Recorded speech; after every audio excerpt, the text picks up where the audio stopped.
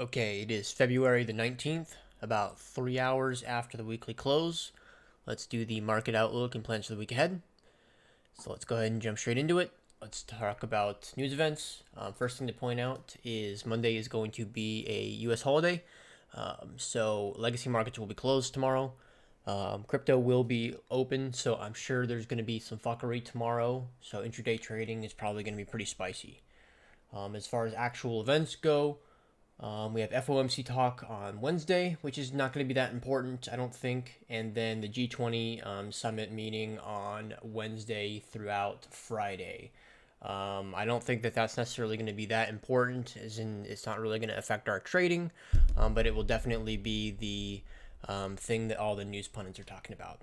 So let's go ahead and get into things. Let's start off with benchmarks. So let's do light rundown on the S&P.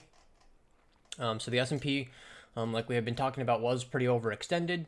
It definitely has pulled back into that bid zone. I wanted to see it pull back a little bit further, but at the end of the day, our correlations aren't super tight with the S&P these days, so it's not really that important that it lines up. I'm still always going to keep an eye on risk markets just because in a moment's notice that correlation can come back. So I'm always going to pay attention to it. But in short, it did pull into the bid zone. It didn't really pull back as far, back as it could have. But I'm really starting to think that it's probably going to go for its push up. That's definitely what lower time frame structuring is saying. So again, to reiterate what we've gone over in the past, that the bull thesis would pretty much be invalidated around here. This is going to be yearly, last year's VWAP bands, current year's VWAP bands, and then kind of this structure, the over under structure, where we flipped bullish in the first place. So around, call it 39 and change. I call it plus or minus $50 on either end of that to give it some breathing room. That's going to be invalidation for bull thesis. So it can continue to pull back and still going to want to be in buy dip mode. But definitely my gut's telling me that it's probably not going to pull back that much. So let's go ahead and get into Bitcoin. Bitcoin just had a pretty nice open here. So it did a nice drive off the open down, and it rallied and reclaimed the VWAP. So as long as the VWAP structuring continues to be bullish, so we want our VWAP to begin to slope upward and price to consistently trade above it. If this is the case, we're looking pretty bullish going into the beginning of the week.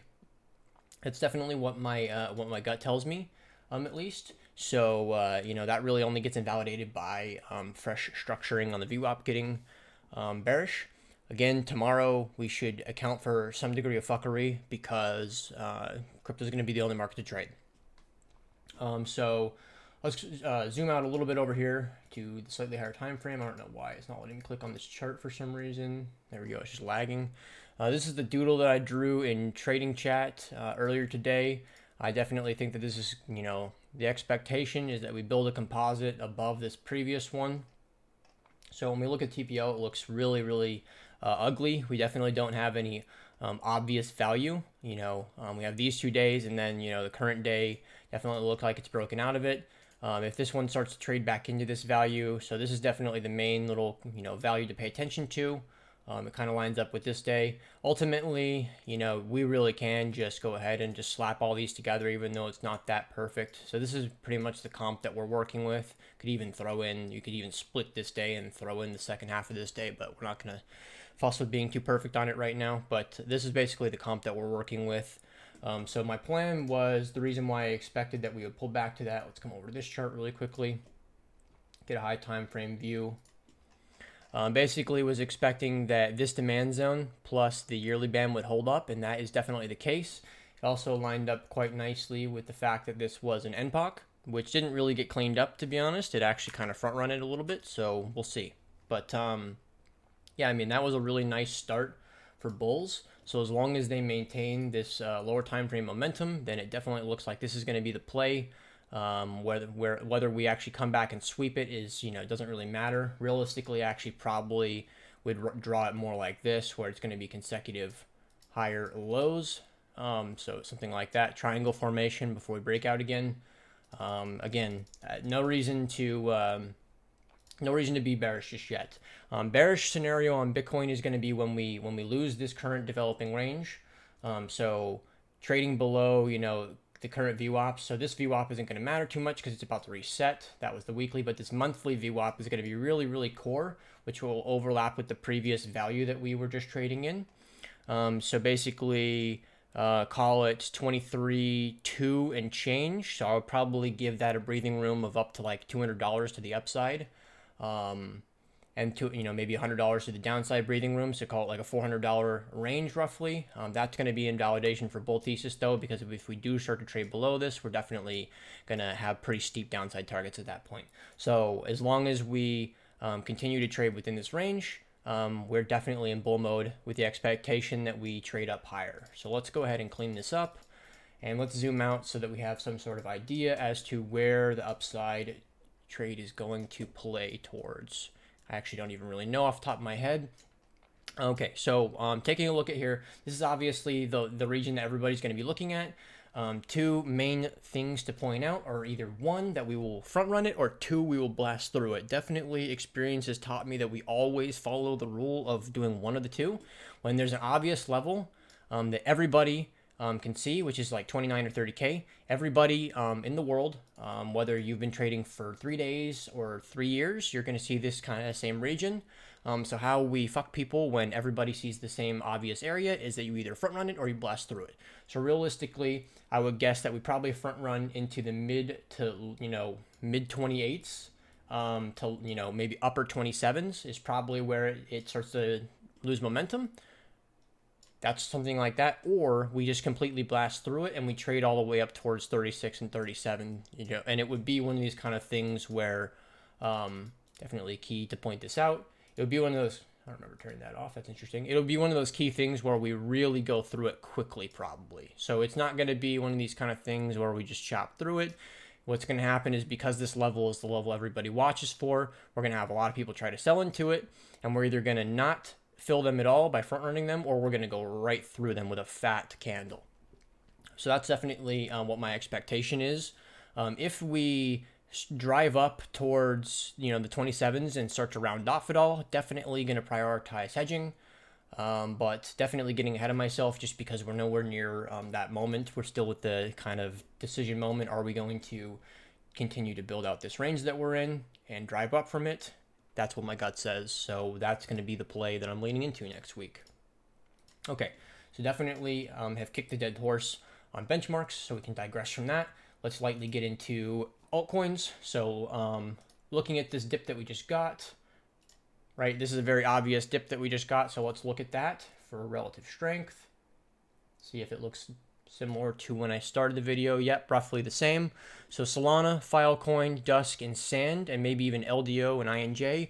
So a lot of these are, my favorites. I've really liked trading like LDO. Actually, LDO has been a little bit rough, to be honest, but I've been consistently trading like LDO and Dusk and things. So I'm surprised that Sol has been a front runner, but it immediately, as soon as this dip came, it immediately became one of the front runners. So keep a close eye on Sol here. So Sol, I definitely moved up towards the top of my list. Sol VWAP structuring is looking phenomenal. So this is definitely one to look to bid dips on. But let's do a light rundown on the list. So my old, ooh, wow, I actually didn't even realize. So my play didn't end up working out here. I bid the weekly VWAP and then I took profit on it. I tried to bid it again and I ended up taking like a small loss on it. But the main play for Dusk was to bid the monthly VWAP, which we're just now arriving at. So I really think that literally just market buying Dusk right now is basically a pretty reasonable play. So definitely going to be considering buying this myself. As soon as I turn the stream off, I'm probably going to go and potentially be buying some stuff. We'll see. Keeping a close eye on just what Bitcoin's doing though, to be honest. Definitely expecting fuckery tomorrow too, so I'm not going to be trying to overly position. Before I finish the rundown on altcoins, what I did forget to mention is my overall positioning. So obviously I'm not hedged anymore. I did go over that already, but I'm just spot long.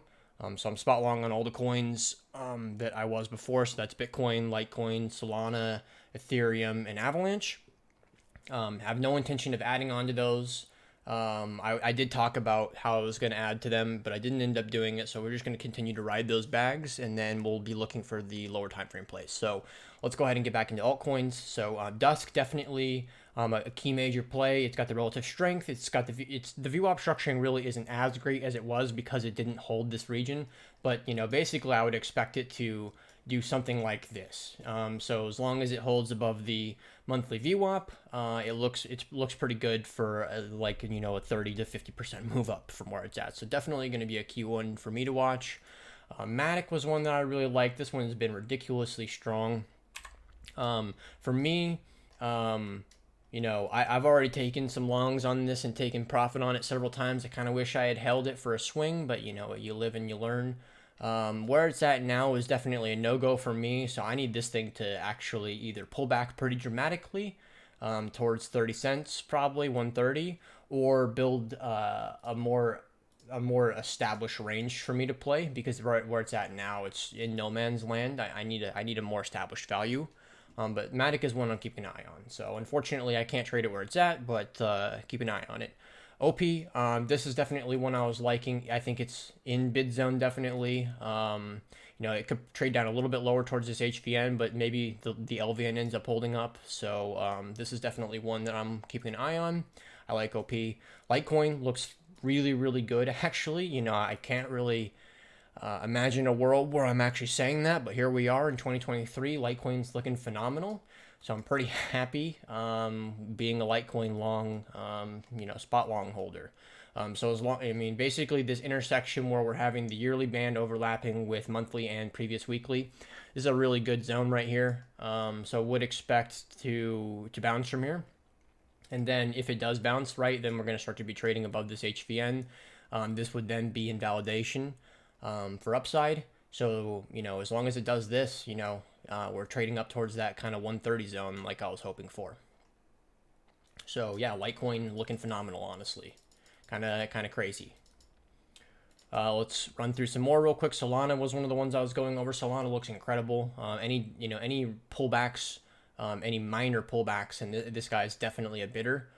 To be honest, this is probably one of the ones where you're going to get left in the dust, though. If it's this strong, if Bitcoin doesn't give us any more pullbacks and VWAP structuring looks good on it, then Solana is going to be really hard to catch a bid on, because it's just going to leave you in the dust, honestly. So in order to get a bid on Litecoin, on things like Solana, you're going to have to move away from the higher time frame structure, and you're going to have to bid the daily VWAP, to be honest. That's what my gut tells me.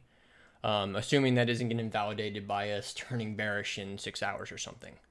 Okay, moving forward though, let's keep it light. Stargate, this was definitely one I really wanted to bid, although it hasn't pulled back far enough, to be honest. So if Stargate pulls back further, definitely looking like a bid.